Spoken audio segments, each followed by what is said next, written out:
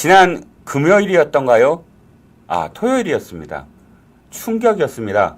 조선일보 일면 톱 기사. 와, 우리나라에 이런 일이 또 벌어지다니요. 무슨 일이? 바로 정보사령부, 그리고 대북 이 양쪽에서 첩보물을 담당하고 있는 바로 정보사령부가 우리나라의 휴민트, 그러니까 블랙 요원들을 주로 얘기하죠. 자, 여기서부터 말씀을 드릴게요.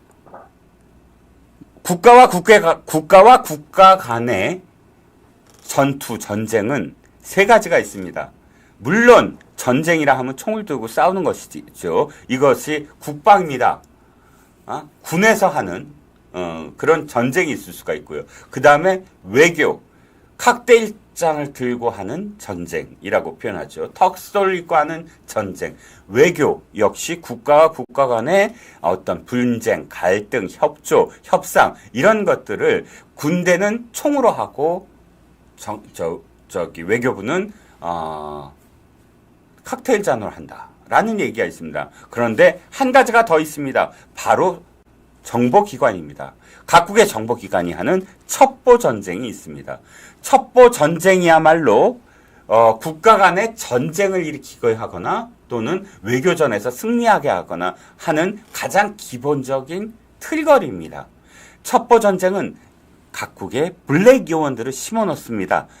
화이트 요원과 블랙 요원. 화이트 요원은 상대방의 신문을 알게 만드는 겁니다. 이건 주로 무관이라는 이름으로 대사관에 파견 근무를 합니다. 군인이거나 이런 사람, 군인이죠. 주로 군인들이 무관으로 외교관이죠. 하지만 군인 외교관입니다. 무관 신분으로 대사나 영사관에 파견되는 사람들, 대개는 화이트 요원입니다.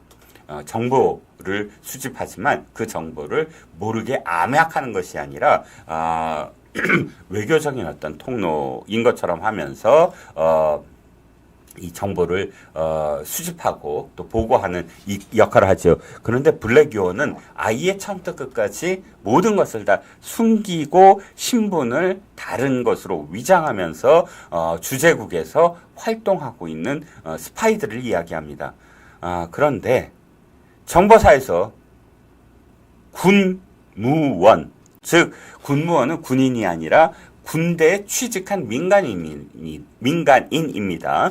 군무원이 자기 노트북을 통해서 수백 건의 공작, 그러니까 첩보 활동과 그 다음에 블랙 요원들의 리스트를 유출시켰다는 겁니다. 토요일자 조선일보 때까지만 하더라도 이게 유출됐다라는 그런 방향이었어요. 그런데 그렇지 않습니다. 이제 동아일보 오늘 단독을 보면 아예 조선족에 넘겼다. 군정보사 군무원, 조선족의 블랙 요원 현황 등 이상급 기밀 파일 유출. 조선족에 아예 공식적으로 넘겼다라고 기사가 나오고 있습니다. 군 소식통은 북정찰총국 정보원 통해서 북한에 유출 가능성 있다라고 하고요. 그런데 생각해 보세요. 조선족이라고 하지만 우리가 블랙 요원들이 사실 가장 많이 있는 곳이 어디냐면 중국과 북한의 접경지예요. 그 접경지가 사실 굉장히 이 대북 첩보의 그런 어떤 공간들입니다. 그러니까 죄송합니다. 연변이라든지 이런 곳들은 대개 미국, 러시아, 중국도 있고 북한하고 우리나라의 정보원들이 정말 암약하면서도 맹활약하고 있는 곳들입니다. 그런데 이런 곳에 있는 조선족에게 우리나라의 블랙 요원 현황을 넘겼다는 겁니다. 팔아넘겼겠죠. 물론 추정입니다. 아직은. 그런데 동아일보 기사는 토요일자 조선일보 기사보다 급진전돼 있습니다. 군 검찰 29일 구속영장 청구라고 되어 있고요. 그런데 매일경제도 오늘 기사가 나왔는데 매일경제는 동아일보의 전 단계입니다. 매일경제 기사는 어떻게 나오냐면 아니 지금 이렇게 역대급 사고를 내놓고도 버젓이 출퇴근을 하고 있다니 이 대북 요원 신상 유출 용의자 군무원을 구속도 못해? 어떻게 노트북에 개인 노트북에 이렇게 귀중한 자료들을 전부 다 넣고 다니는데 아니 유출을 고의적으로 하지 않고 이 사람이 얘기하듯이 해킹 당했다고 하더라도 1000만 분의 1의 확률로 그 기밀들을 노트북에 담았던 그 행위만으로도 사실 구속을 했어야지. 아니 역대급 사고를 내놓고도 버젓이 출퇴근을 해? 이게 매일경제의 비판하는 기사고요. 그런데 이 다음이 바로 이 동아일보 기사예요. 동아일보 기사는 군은 29일 구속영장을 청구했다라는 겁니다. 바로 오늘이에요. 그런데 문제는 이겁니다. 왜 이렇게 뒤늦게 하고 있느냐는 겁니다. 언론에서 터지니까 바로 29일이 오늘이잖아요. 그러면 28일, 27일 날 언론에서 보도가 된 겁니다. 28일 날, 29일 날 구속도 안 하고 바로 오늘 구속을 한다는 거예요. 있을 수가 있는 일인가요, 이게? 우리나라의 블랙 요원들 어마어마한 숫자가 지금 급히 주재국에서 잠적을 할 수밖에 없었고요. 그리고 급거 귀국을 할 수밖에 없었고요. 그리고 그동안의 모든 자료들을 전부 다 폐기하고 있고요. 그리고 그 정보원들, 이들이 갖고 있는 정보원들을 피신시키고요.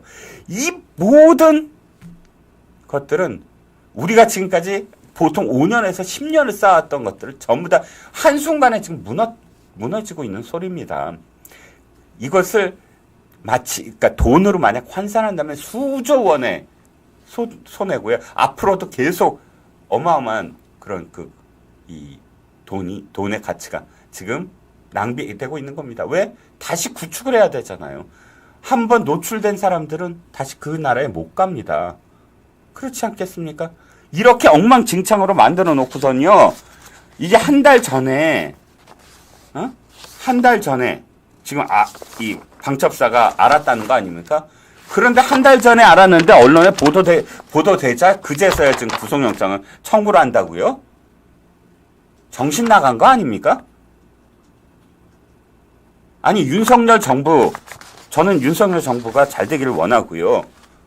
그리고 이 방첩 부분과 대북 부분은 문재인이 다 망쳤다고 생각합니다. 정혜구라는 정말 종북 중에 종북 학자라는 사람을 국정원 개혁 단장으로 만들어서 국정원에 있는 모든 대북 자료 다 갖고 와 탁탁 털어서 전 모릅니다만 이것이 다 북한으로 노출될지 어떻게 합니까? 그 종북 좌파 그 학자라는 사람들. 그래서 국정원을 저렇게 망가뜨린 것. 그래서 국정원이 저렇게 허송세월 2년 동안 인사파동 벌어진 것 제가 비판 한 번 안 했어요. 문재인이 그렇겠다. 그런데 이건 좀 성격이 다르지요. 안보가 얼마나 중요한지 저는 윤석열 정부에 점수를 주려면 안보를 정말 높이 점수를 줍니다. 그런데 방첩사의 기강이 정보사의 기강이 이렇게 무너져 있는 건 옹호 못합니다. 이걸 어떻게 옹호합니까? 이거야말로 정신 나간 정보사이고 손 놓고 있는